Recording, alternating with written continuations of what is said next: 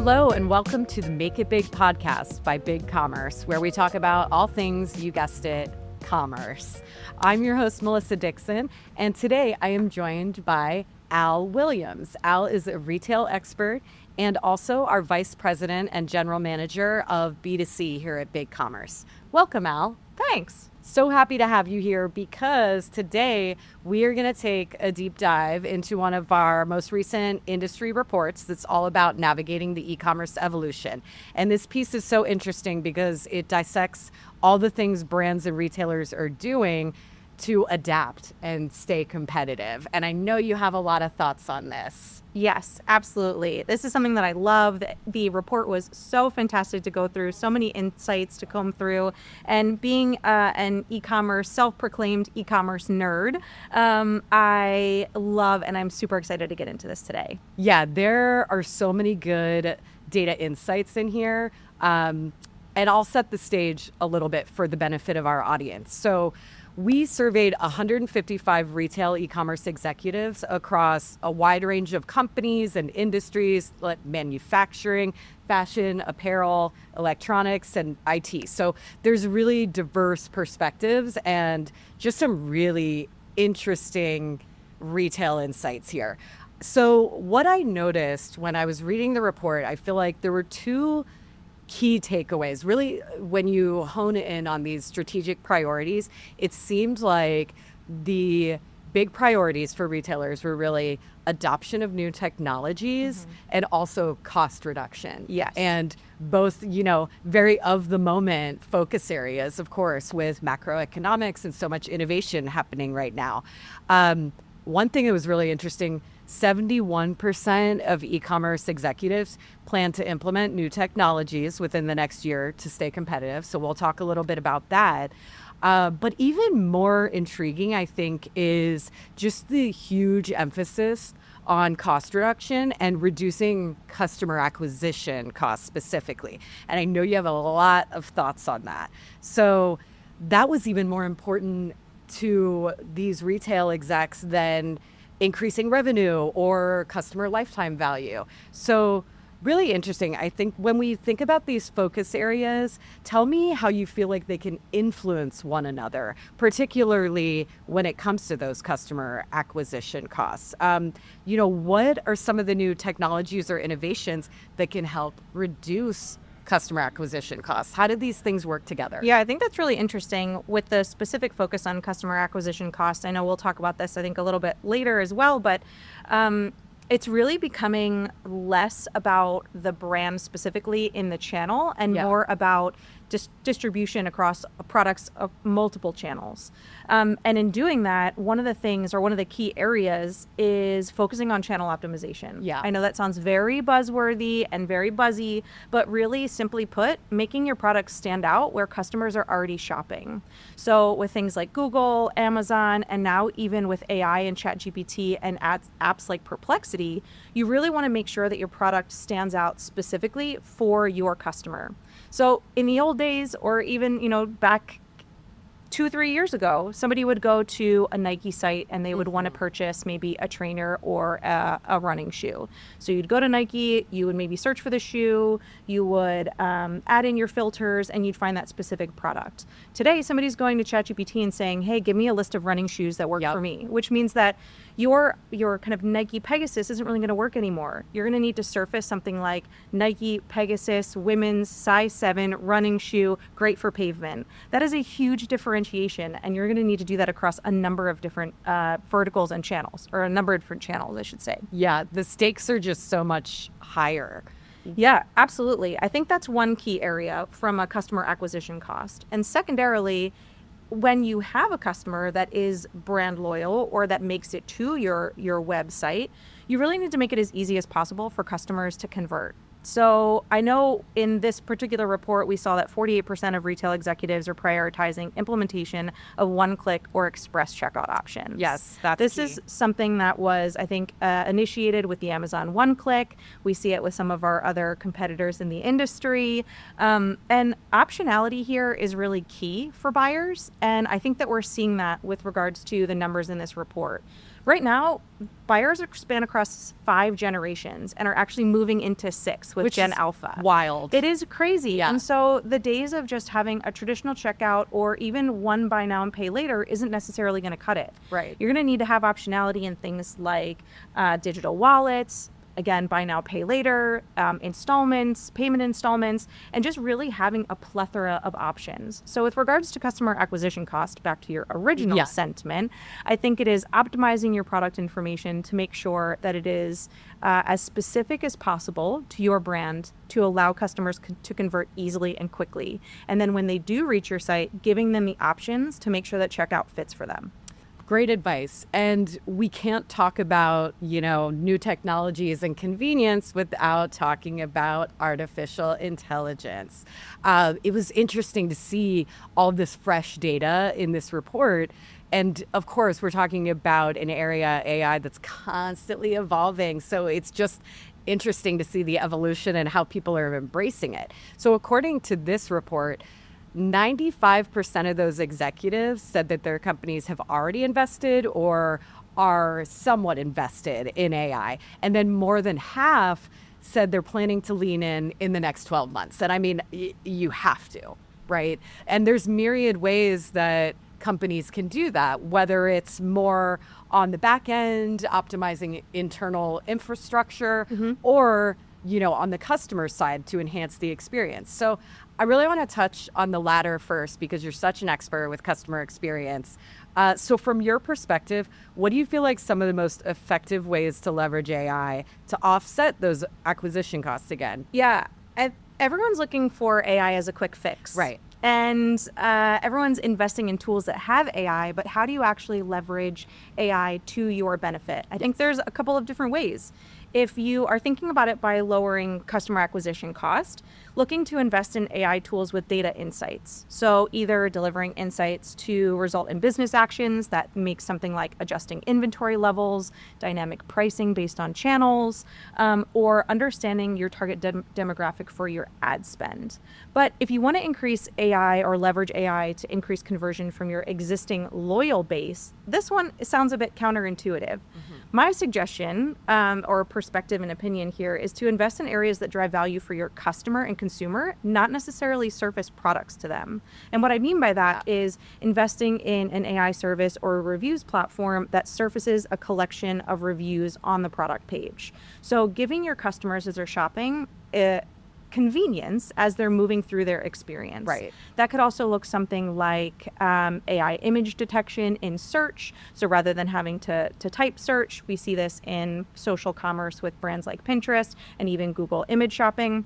And so I think those are the two key areas if we focus on AI specifically. If we take it back a step, kind of to what we had talked about in the first question, making sure that you can deliver those is also really important, meaning that you can deliver your product and information across and with AI. Right. So making sure that your products are surfaceable via API or all of your data is distributed across channels where AI can be consumed off and on. So kind of two key takeaways really is if you want to optimize your bottom line, leverage AI tools to deliver the right products to the right customers across channel. And if you want to maximize your top line, focusing on your highest value customers, implement AI that adds value to the customer as well as surfaces your product. Yeah, and I think what I hear too, and we get this question a lot from brands and retailers, is sort of where to start with that AI, but it depends on what you're trying to solve for. Absolutely. This is not a blanket solution. You should be tailoring your AI solutions to meet your business specific goals. So, and those were some really good examples. Let's talk a little bit about that internal optimization though. What have you seen how is AI adding value internally for teams? I see it in 3 key areas typically when we talk to brands and retailers. One is in tasking content automation. This I think is where it's most heavily and prevalently used, and also is supported across brands of all sizes. It doesn't matter if you're a 1-person or a 1,000-person brand. Leveraging AI to create content or copy or variations of images or even just background images that you're using across your promotional imagery. I think that's the key area that that we're seeing most adopted. Yes. Another key area where I'm seeing businesses leverage AI is with regards to analytics or analysis and insights. Yep. And there's two areas where I see these being used. It can be offline in the back end about leveraging what products are converting, which have higher or lower margins. This maybe drives how you deliver promotions or where you surface your products. And also I can see this online. So with things like predictive search results or learning as a customer is moving through the experience and being able to surface products or content real time to those. Those could also look like chatbots online, right, or predictive FAQs as well. Just using those insights to predict what content or what product to show next on the site.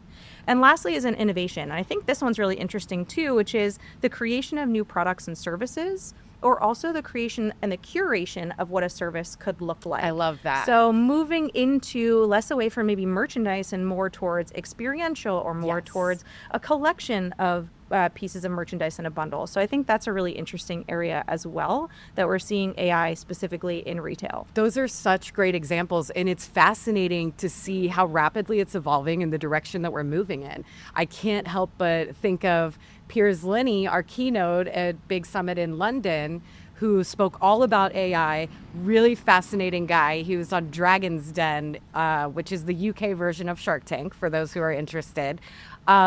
But he compared where we are now with AI to being at the dial-up stage of internet. And that is mind-blowing. That really puts it in perspective. Like, so much more is coming. Any thoughts on that? Yeah, I think absolutely. You're right on. And I know that we talked about this the other day around this phrase of don't boil the ocean. Yeah. But it's kind of one of those of like, you can't do everything at once. There's no shortage of ideas, and there's no shortage of ways in which brands, new technologies are using AI.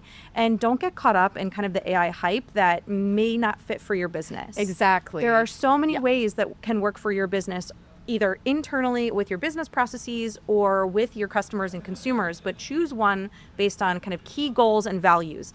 Do you want to speed up go-to-market? Do you want to increase conversion? Do you want to increase efficiency in your team? What is the core area that is most important that'll help move the needle to grow your business? That could be an internal process, or it could be leveraging an external tool. But start small, learn, and expand into those other areas. Yeah, that's such great advice. I mean, our minds immediately go to these image generation and like voiceover and all of that, and it's so much more than that. You know, the operational efficiency and increasing productivity piece cannot be, I think, overstated. So yeah, absolutely. If we take that example that I mentioned before about just adding a simple GPT onto reviews that summarize reviews, I love that one. That might be a super simple implementation, but that can actually save not only your customers, so it may increase average order value, it may increase conversion rate, and it may also decrease return rate. Right. So that one small kind of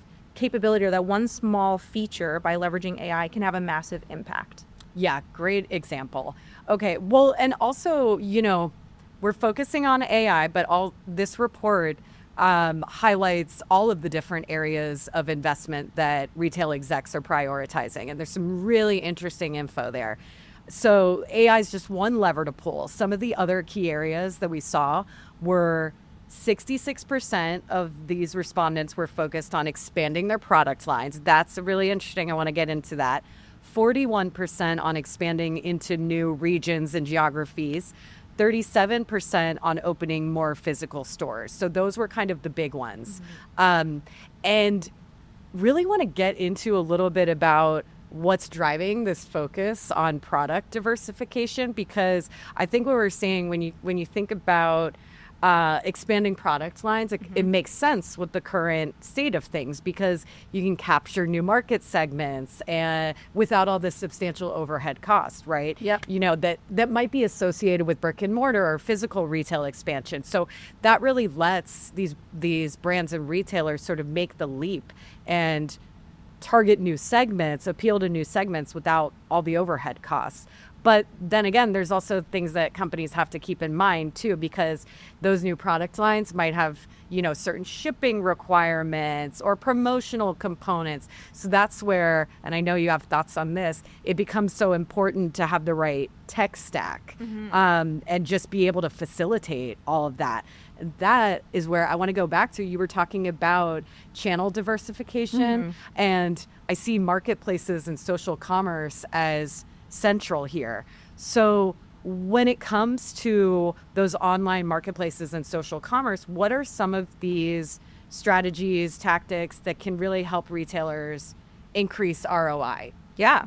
And thinking about ROI, it's no wonder that the report, as looking through it, executives are also prioritizing paid advertising with 57% of respondents, and kind of exploring new platforms, which is wild to think that it's seeming that the cost of moving to a new platform, whether that be an e-commerce platform or whether that be an omni-channel distribution platform, is really enlightening. And it's not surprising. It's not anything that we shouldn't already know. But in specifically when thinking about boosting ROI with online marketplaces and social commerce, I say to focus on 3 key strategies. We talked about this already. I'm going to say it again. I'll probably say it again and again, is optimizing your product feeds. Yeah. So at this point in time, there's less and less control over how you can deliver and illustrate your brand across these marketplaces or across these different channels. And so making sure that the product and the information about your product is as optimized and specific as possible. You're providing highly detailed, updated information around your product descriptions, your product name, your sizing, your dimensions, all of the things that are very important for consumers to know, and to consume. So I think that's one area. Yeah, and I would just add to that, we can't forget social commerce, especially social media channels, are top of the list for product discovery with multiple generations now, but especially the younger generations that are getting more and more buying power. So that product discovery and having everything synced properly is absolutely critical. Yeah, absolutely. And I think that that goes back to that 57% of respondents with regards to paid ads. Yes. So one of the key areas that brands are still heavily investing in, and I think this has been an area that's been a little bit not unknown, but it hasn't been optimized as well.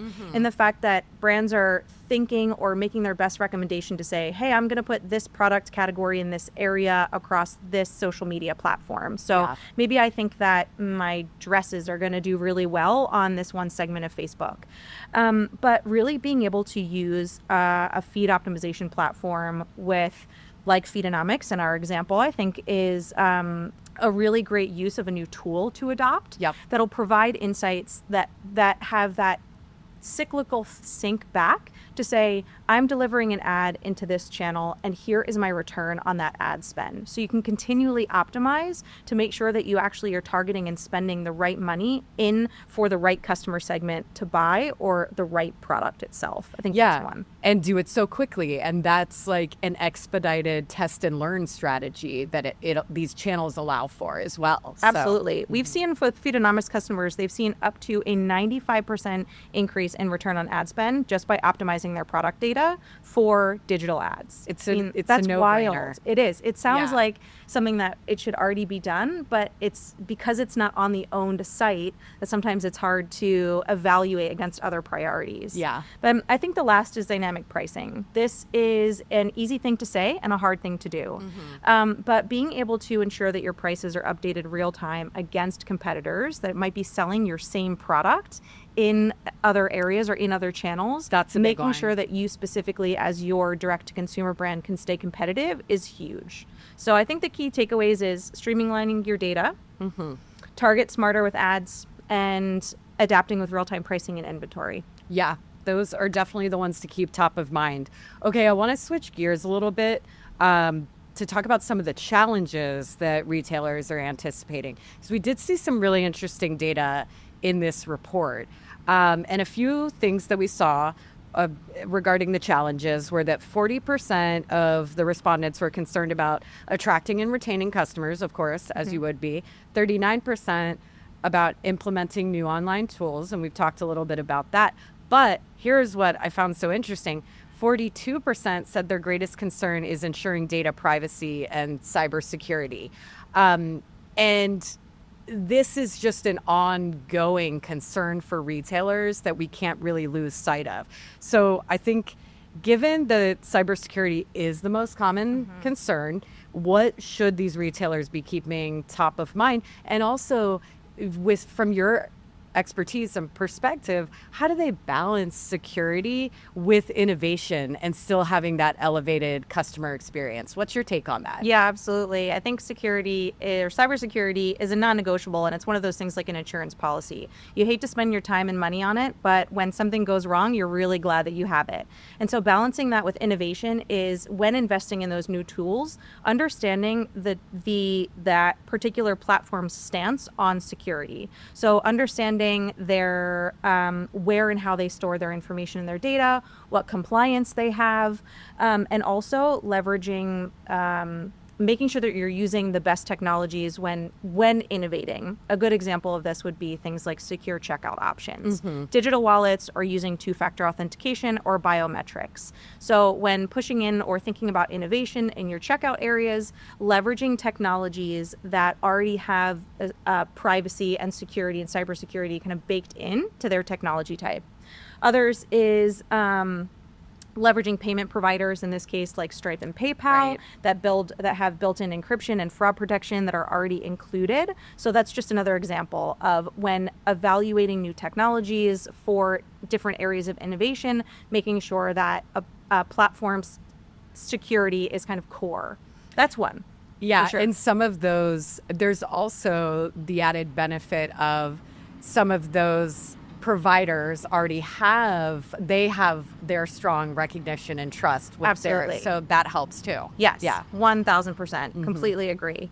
I think another area that gets really tricky is, as we're starting to move towards this kind of new composable, headless, distributed, omni-channel, whatever buzzword you want to use, just means that your information is now in the hands of a lot of additional or other channels. Yeah. And so how do you protect those? One thing is you can really protect owned or first-party data by leveraging maybe something like OneTrust with GDPR compliance, and just being visible with how you're managing your customers' data as well. So I think that investing, as I said before, in platforms and technologies where security and data protection is a core competency of theirs. Well, let's talk a little bit more about that customer loyalty and trust component, because it's so crucial, and it becomes even more difficult to manage this with more sales, more transactions, more channels, like you're saying. So what are some of the ways that brands can be more proactive about this to build trust and sort of even use this topic as maybe even a competitive advantage? Yeah. There is a fine line between having personalization and being creepy, right? Yes, and making sure that's that so you true. are protecting PCI compliance and specific payment and card information, but you also are relevant and targeted to what a consumer wants. And that is a fine line to balance, absolutely. Three key areas I would say, or actually two, I think, in this scenario would be just being transparent. So, trust is earned through transparency across the board, whether you're a retailer, whether you're a parent, whether you're a partner, it doesn't really matter. Yeah. Being open and honest about that. What does that mean? Yeah, and I would say too, we've seen with some of our own proprietary data in previous reports and industry-wide that the emphasis on transparency is increasingly important to your customers and to the end consumer, especially with that generational component. I always go back to that because it's an area of interest, but it's so true. Absolutely. And it could be as simple as providing FAQs on the site. It could be making sure that when you have that email checkbox at the bottom of your guest checkout or create an account, there's a link to the privacy policy. Right. There also is the ability to download your data or delete your data from your account, just being able to see those visible. I think that's one key area. And the other, we talked about it before with regards to payments, but being able to offer secure and seamless payments with those biometrics and two-factor authentication without creating a ton of additional friction.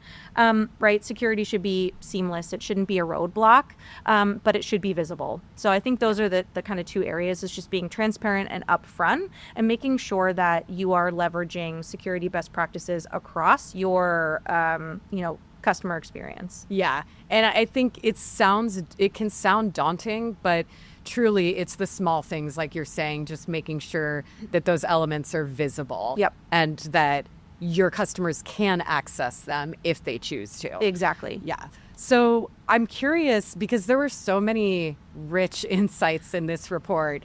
Was there anything that surprised you maybe? And/or what did you find most exciting in terms of opportunities for retailers? There was a ton of insights in this, and it was so interesting. And I love that there was such a wide array of executives that were interviewed in this, because it gave us a really great perspective on a global trend in D2C, not just in a specific industry or vertical.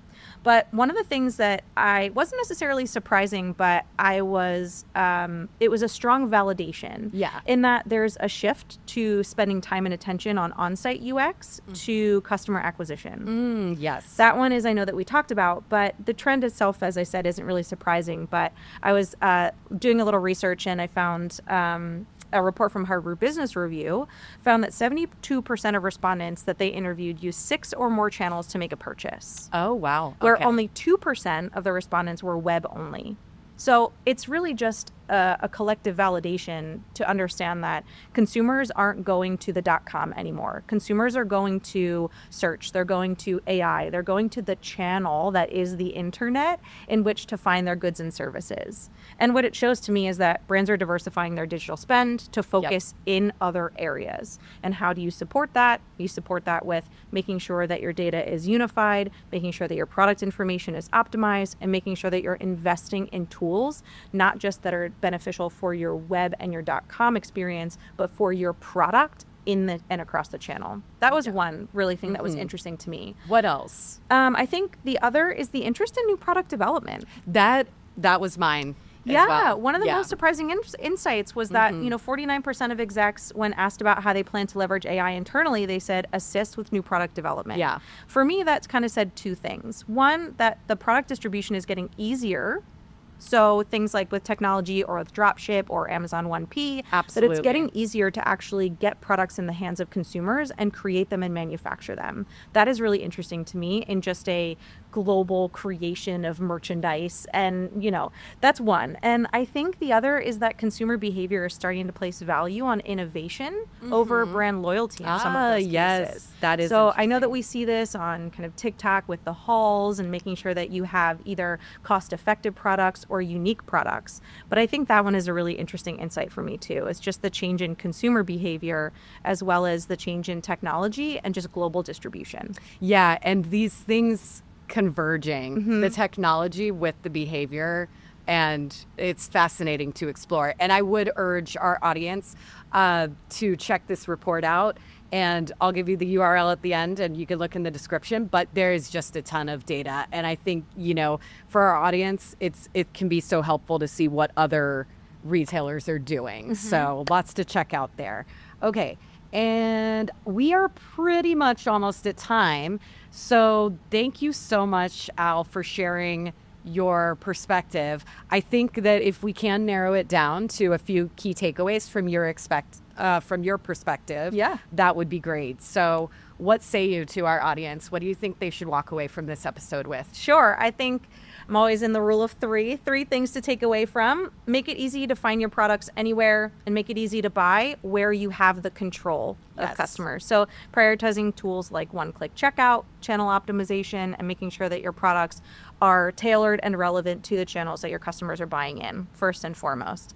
Leveraging AI to deliver the right products to the right customers where they shop, and also focusing on AI that works for your business and your business growth.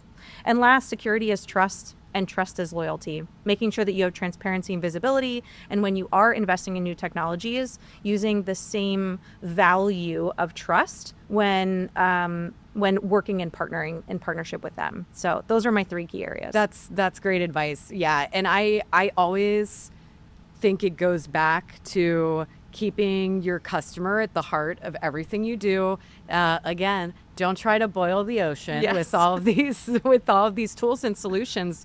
It's really about what works best with your business strategy and with your customer wants and needs. So that's the best way to start. Al, thank you so much for joining the show today. Such great insights and actionable advice from you. Thank you so much for taking the time to join the show and share your perspective. And to our listeners, thanks for tuning in to another episode of the Make It Big podcast. You can find this report on our BigCommerce website at bigcommerce.com/resources. It's also linked in the episode description.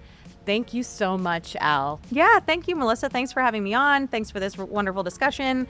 And the report is such a fun, easy read. So and fun. It really is rich. You can take it in any direction. So I was really glad to be able to talk about these with you today. Awesome. Thank you again. And thanks for joining us. We'll see you next time. Bye.